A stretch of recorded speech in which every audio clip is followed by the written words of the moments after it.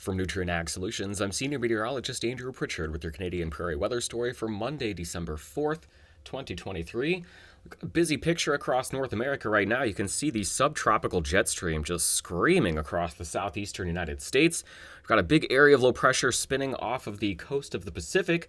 That's going to be sending a couple little pieces of upper level disturbances our way across the Canadian Prairie over the next 5 to 7 days. Chances for light flurries, light showers.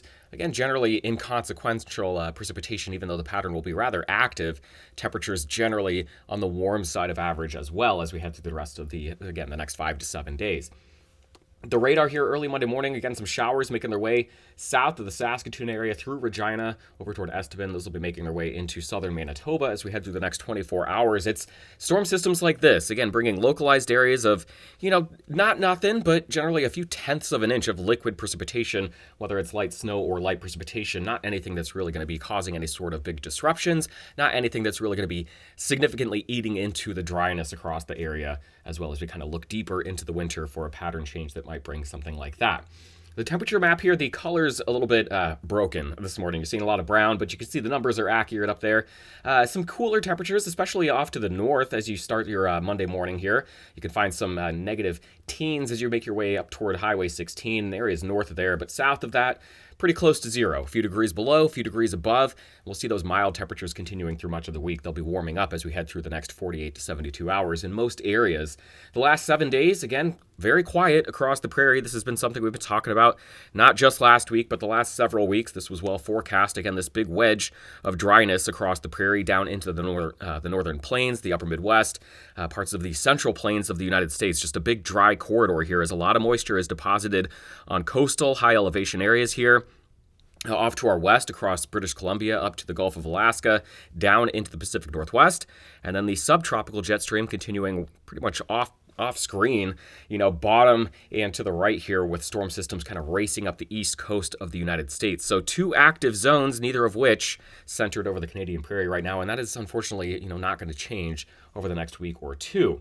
Now we look at total precipitation kind of smoothed out from the ensemble model here over the next 7 days. The active zones don't really change a whole lot. Now, we're not going to be completely dry again this week across the prairie. We do see, again, some minor storm systems bringing in light doses of snow, light doses of rain at times, but much of the heavier precipitation continues to fall on the west side of the Rockies here, being deposited in coastal high elevation areas, and then associated with the subtropical jet stream across eastern areas. So right in between the prairie into the northern plains, the upper Midwest, central plains of the U.S., generally on the dry side with storm systems making their way in, bringing lighter doses of precipitation. Total snowfall over the next 7 days, again, a couple of corridors of light snowfall certainly possible, but the heavy snow off to the west and the heavy snow off to the east as we make our way through the next 7 days. So here's the jet stream pattern driving all of this. The pattern is fluid. It continues to kind of move along. We see troughing to the west, ridging over western Canada, and then troughing here across the central and eastern U.S. This is what sets us up for active weather right here. Again, we're looking for kind of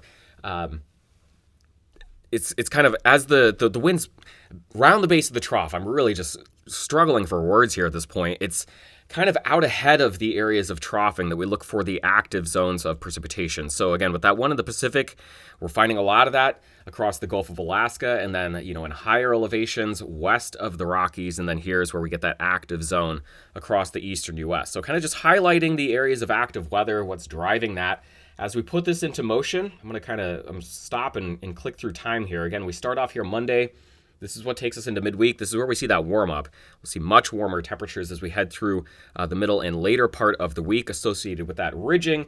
We see this next trough make its way in, taking the same path that we've seen this pattern kind of dictate, and that is one that takes it down into the southwestern United States. We set the trough up right here, and we are once again active across the southern and eastern United States. We've got another trough making its way in here across the Gulf of Alaska, once again keeping us active right here. So in between those two, we at times will see storm systems, little clipper-like systems taking this trajectory here, and that will set us up for light doses of precipitation across the region. But we're certainly in between active zones right now. So what does that look like verbatim from the European model? We'll look at the precipitation forecast over the next 7 days.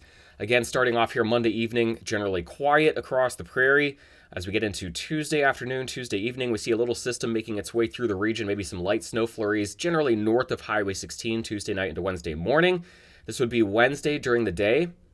This is now Thursday. We see another area of low pressure now sneaking in, kind of riding along the U.S.-Canadian border. This one could certainly bring some precipitation to the area. Light snow, light rain showers possible. This would be mostly for your day on Thursday into Thursday night as it tracks west to east along the U.S.-Canada border. This is what we get into now the weekend. This will be Friday. Getting into Saturday, again, generally quiet across the region. Some colder air coming in on the backside of that midweek storm system. And then the pattern really resets. This is Saturday, getting into Sunday. We're now active across the southern and eastern U.S. We've seen that next storm system begin to kind of dip down into the southern U.S. and then lift off to the northeast. A lot of eyes on this one across the eastern half of the United States. How does this really evolve? This could be an impactful storm system right here as we get into the December 10th and 11th time frame. And then we just continue to see these light systems just kind of making their way in, wringing out a lot of their moisture in areas west of the Rockies, and then what's left of it quietly sneaks through the prairie, bringing maybe some temperature fluctuations, some blustery winds, and then a light dose of some precipitation, generally a few tenths of an inch of liquid precipitation or less. We're talking about light snow, light rain showers at best. So we'll animate the map of a total accumulated precipitation over the next 7 days. Again, you see the midweek storm system dropping a few tenths of an inch of precipitation, right there as it makes its way across. Generally quiet for the weekend heading into early next week as well. So if I just kind of stop this here, the end of the week, total precipitation from the European model, a lot of this less than 10 millimeters. So we're talking, again, a few tenths of an inch, certainly less than a half of an inch in most areas from any storm systems we make that make their way across the prairie over the next 5 to 7 days.